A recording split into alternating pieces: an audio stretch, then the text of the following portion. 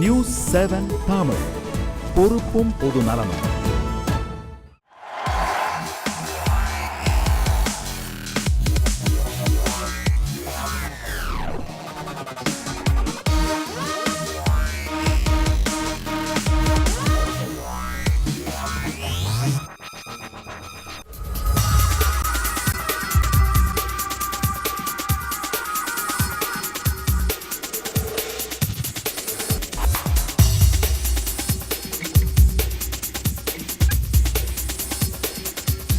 House art நிகழ்ச்சிக்கு உங்களை வரவேற்பது நான் முருகேஷ்.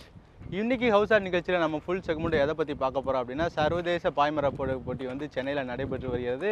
அந்த போட்டியில் போட்டி முறைகள் என்ன, அந்த போட்டியில் உலகின் முன்னணி வீரர்கள் பலர் பங்கேற்றுள்ளனர். அவர்களோட தமிழக வீரர் வீராங்கனைகள் 90க்கும் மேற்பட்டோரும் பங்கேற்றுள்ளனர். ஸோ அவர்களை பற்றியும் தான் இந்த ஹவுஸ் ஆர்ட் செக்மெண்ட்டில் வந்து நாம் பார்க்க போகிறோம்.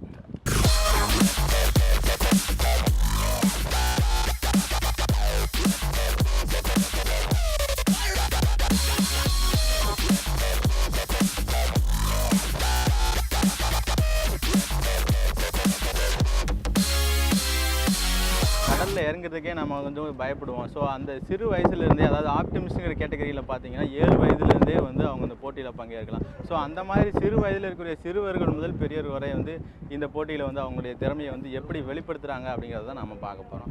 அது மட்டும் இல்லாமல் இந்த போட்டியில் இருக்கிற கடைசி 2 கேட்டகரி, அதாவது 29 49 இந்த கேட்டகரி வந்து ஒலிம்பிக்கில் கடைபிடிக்கக்கூடிய அந்த கேட்டகரியோட சேர்ந்தது. ஸோ இதுதான் நம்ம இப்போ பார்க்க போகிறோம்.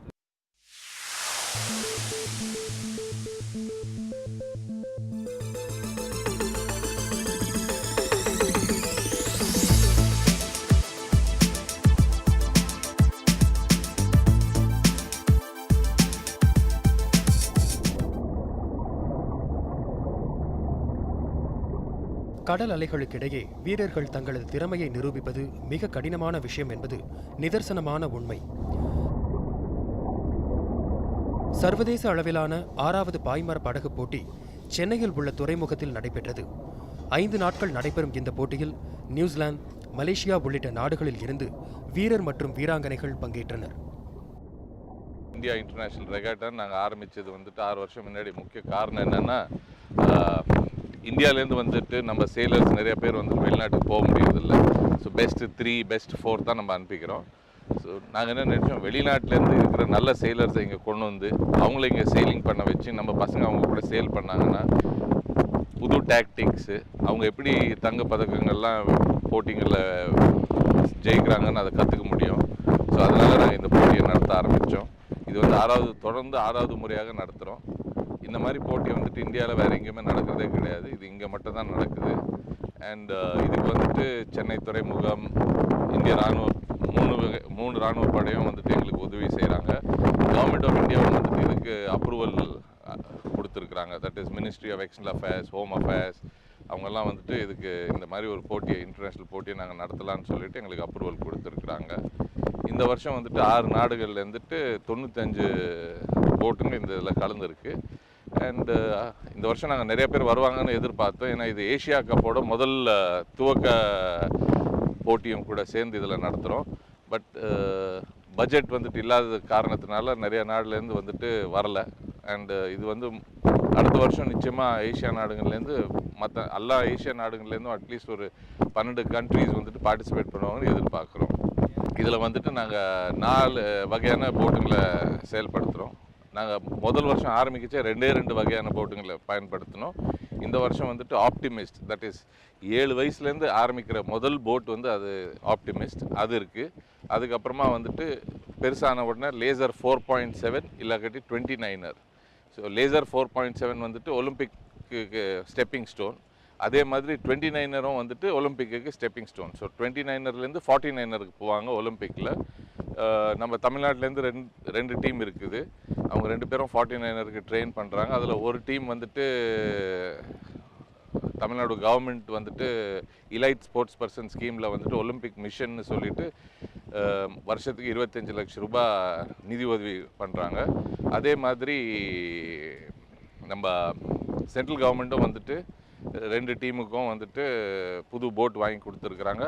மற்றது வந்துட்டு அவங்களுக்கு வெளிநாட்டுக்கு போகிறதுக்கு வர்றதுக்கு அந்த பார்ட்டிசிபேட் பண்ணுறதுக்கு எல்லாம் செலவும் அவங்க கொடுத்துருக்குறாங்க. சென்ட்ரல் கவர்மெண்ட் வாங்கின 2 போட் வந்து யூரோப்லேயே வச்சுருக்குறோம். அங்கே போயிட்டு அந்த பசங்க வந்துட்டு சேல் பண்ணிவிட்டு குவாலிஃபை ஆவாங்கன்னு எதிர்பார்க்குறோம். இது வரைக்கும் இந்தியாவிலேருந்து யாருமே ஒலிம்பிக்ஸுக்கு குவாலிஃபை ஆகி போனதே கிடையாது. ஒன்லி வைல்ட் கார்டு என்ட்ரியில் தான் நம்ம செயிலிங் ஈவெண்ட்டில் பார்ட்டிசிபேட் பண்ணியிருக்கிறோம். ஹோப்ஃபுல்லி இந்த வருஷம் முதல் முறையாக குவாலிஃபை பண்ணிட்டு போவோம் அண்ட் 2020 பதக்கம் வாங்குவோம் என்ற நம்பிக்கை எங்களுக்கு இருக்குது.